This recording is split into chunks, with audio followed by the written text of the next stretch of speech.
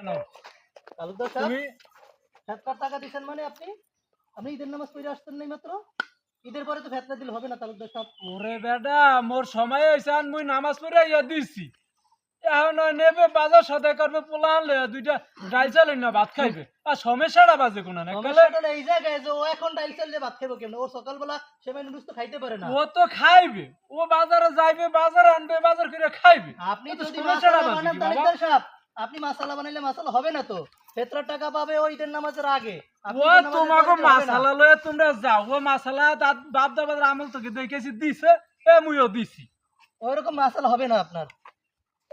কেন তালুকদার সাহেব, তুমি ফেতরার টাকা দিচ্ছেন মানে আপনি আপনি ঈদের নামাজ পড়ে আসতেন নাই মাত্র? ঈদের পরে তো ফেতরা দিলে হবে না তালুকদার সাহেব। ওরে বেটা মোর সময় হয়েছে আর মুই নামাজ পড়ে ইয়া দিছি।